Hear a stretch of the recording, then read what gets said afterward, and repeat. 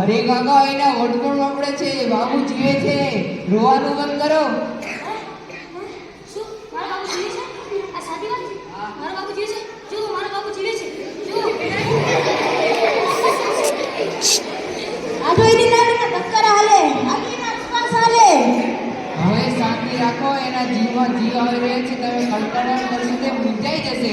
હા મોટા ભાઈ, હવે રોવાનું બંધ કરો અને ચંદુ જરા પંખો લાવતો.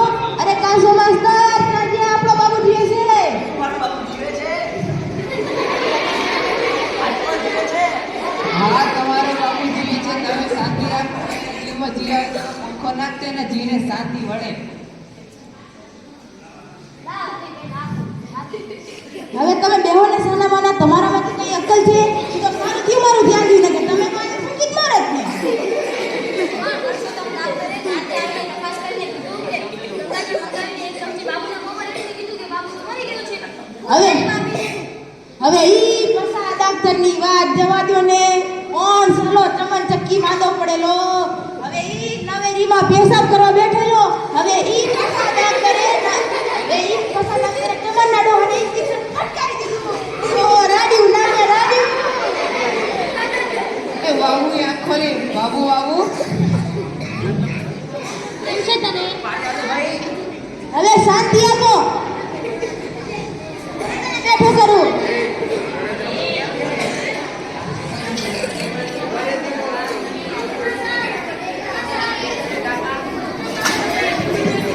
હવે કાકા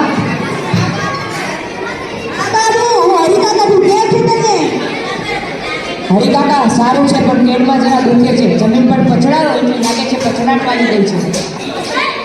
શું પછાડ? શેની વાત કરે છે? ના બાપા, એની જરૂર નથી, મટી જશે. અરે તું તો આઈ જતો ને, અમે તો તને તને જરા છોકરાની વાત છે એટલે કહું છું, ગરમ મસાલાવાળી સૂપ બનાવીને ચા બના. હા બા, ચા બનાવી આલો. ટાઢાપોરના વાદળના કારણે શરદી થઈ ગઈ છે અને માથું પકડાઈ ગયું છે. અરે આજ સવારે બે દેવદૂતો મને આયકણ ધરતી લોક ઉપર મૂકી ગયા છે. દેવદૂત તો બાબુ તારું ભમી તો નથી ગયું ને? અરે હરિકાકા, ભમી ગયું તું, ઈશ્વરની તો કઈ મોજ મજા હતી. અરે હરિકાકા, આપણે મગજ જ કોમ ન કરે. અરે ગાડીને વાત તો કર, સ્વર કેવું હોય બાબુ? અલ્યા હરિકાકા, કહું તો છું તમને યાર, આપણું મગજ જ કોમ ના કરે. પણ તું ગયો કેવી રીતે? અરે આજ સવારે નવેલીમાં પેશાબ કરવા બેઠો હતો, ત્યારે મને અચાનકથી મૂંઝવણ થઈ અને હું ઢબી પડ્યો. પછી તો રોતા મા બાપને એમની સામેથી બે પાંખોવાળા દેવદૂતો મને ફૂલની જેમ ઉપાડીને સ્વર્ગ તરફ લઈ જાય છે. ઊંચે ને ઊંચે આકાશમાં સરસર ઉડતા જાય છે. હવે ટાઢાપોરના વાદળ હતા, એના કારણે મને બે ચાર છીકો આવી ગઈ. હવે મારા હાથ દેવદૂતો બાવડેથી ઝાલેલા હતા. મારું નાક લૂછું તો લૂછું કેવી રીતે મારે? હા, આપણે ક્યાં પહોંચ્યા હતા?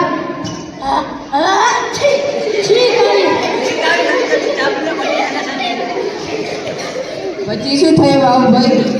હા પછી શું, મને બે ચાર છીકો આવી. મારા હાથ દેવદૂતો બાવળેથી ઝાલેલા હતા. મારે નાક લૂછું તો લૂછું કેવી રીતે? હરિકાકા, હજી તો હું વિચારું છું એટલે આમ તો ફટ કરતી એક અક્ષર આવી જાય છે અને એના રેશમી લુગડાથી મારું નાક લૂછે છે.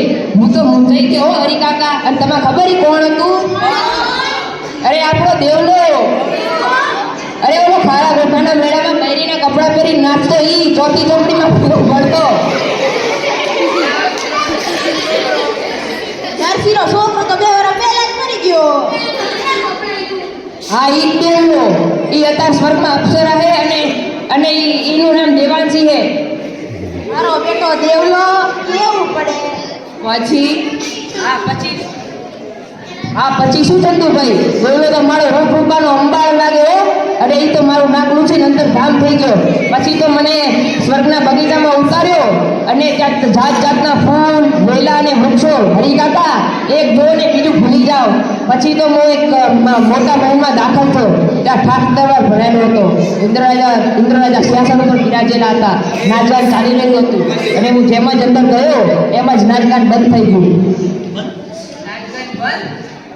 કેમ બંધ થઈ ગયા? અરે હરિકાકા, સાંભળો તો ખરા. હા પછી શું, ઇન્દ્રરાજા આપણને જોઈને ફટ કરતા ઊભા થઈ ગયા અને એમની બાજુમાં સિંહાસન ઉપર બેહાડીને એમના હાથના ઈશારે તપ ધીનારી શરૂ થયા. પછી શું થયું? અરે અરે એ લોકો કેવા સુરીલા અને જેવા મસ્ત ગાયન ગાય અને ગાવા વાળો આપણો દેવળો જ પાહો. પછી ગાવા વાળો આપણો દેવળો અને ખબર એને કયું ગીત ગાયું હતું? મારી વેણીમાં ચાર ચાર ફૂલ સોળે સોવામણે અંબોડી ઝૂલ. ઇન્દ્ર રાજા હવે તક જીના જીત તક જ દેખાડે છે. અરે ઇન્દ્ર રાજા ખાધા વગર તો કાંઈ જવા દેતા હશે? ફરસાણ હતું. હા જ ને હરિકાકા, ફરસાણ તો હોય જ ને. વાલ ફર્સ્ટ ક્લાસ. આપણા મણ્યા કલ્યાણની જ વાત લઈ લો અને પીરસનાર આપણો દેવળો. હવે હવે ઈ મણિયા કરતે જેવા રસોઈયા ગયા ની ખાવા પીવા ને ગયા. ઉપર દાદા ઘીની ક્યાં વાત કરે છે? ચંદુના દાદા મરી ગયા ત્યારે બાકી 24 ના ભેગા ક્યાં તારે શું ઘી દાદા હો? ઈ ની ક્યાં વાત કરો છો? તેલ પડતા મળે છે. તેમાં તો મારો બાપુરા તકરાર કરે છે. આવા તેલવાળા શાક ગાધેલા હોવાથી આવા ખાણા બાપરા શાક ક્યાંથી ભાવે? તેમાં તો મારે બાપા ઘેર નતું આવું. અરે આવડતા બાકી હશે બીજું શું. પછી તો ઇન્દ્રરાજા એક બગલા પાન બે બગલા પાન લાયા, એક પોતે ખાધું અને એક મને આપ્યું. ઇન્દ્રરાજા બગલા પાન ખાય. શું કામ નો ખાય? એમને શી ખોટ? આંબળો ચંદુભાઈ. પછી ઇન્દ્રરાજા અને અમે બે વાતો કરતા હતા ત્યારે ઇન્દ્રરાજા કહ્યું, જાઓ બાબુરાજ દેવાસી સાથે આરામ કરો. પછી અરે તે વાત તમારે મારા દેવદૂતે મૂકી જશે. દેવદૂતે મેં કીધું ક્યાં મૂકી જશે? તો કહે ધરતી લોક પર. મેં કહ્યું હવે ત્યાં શું યુગ છે? આજકાલ કાંઈ હોય આજકાલ નાના મોટું કોઈ કામ આપી ગયો મોટો મિત્ર છે નો અને ભેગા ભરતા અને રમતા. અને ઇન્દ્રરાજા કહે મારા ક્યાં હજારું છે બાબુ રાજ. દેવાંશીની મનોકામના. હા, દેવાંશીની મનોકામના.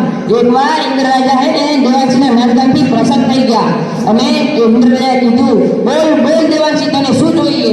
તું પૈસે લાવી આપીશ. તો દેવાંશી કહે કે મારો નાનપણનો મિત્ર બાબુને આઈકન કહેવાય.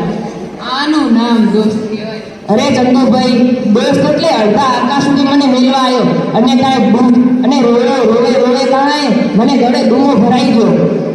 પછી શું? અને છેલ્લે જતા કહ્યું દેવાંશીએ કહ્યું બાબુ ફોન કરજે તો બીજી વાર આપણે મળી શકશું. હું તારી વાત જોઈશ. હવે ઈ દેવરાજ શેના ફોન કરે છે ને સ્વર્ગ મળી ગયું. હું 4 વર્ષથી ગાયત્રી ઉપાસના કરું છું, ત્રિકાલ સત્ય કરું છું. તાવમાં સરસરતો ઉઠે પણ સ્નાન સંધ્યા છોડે ને.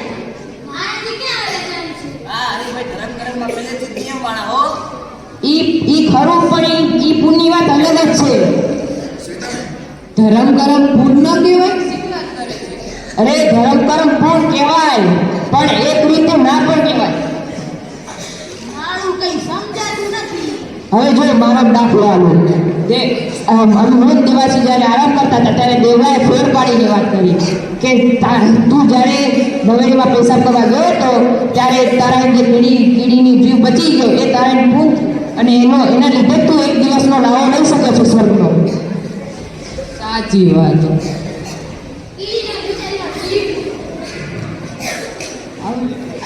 હવે હવે માણા નાચ કરે ઈ ભાઈ સ્વર્ગ મળી જાય. ઈ નાચતો ગાતો પણ ઈ કુદરતી હતું. હવે ઈ ભણતો ત્યાંનો જ એને ગાવાનો ભારે શોખ પણ ઈ કુદરતી હતું એટલે એ પૂરતું કહેવાય.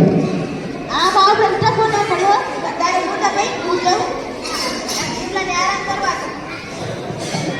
બાબુભાઈ આવજો, હું એ ઉભું.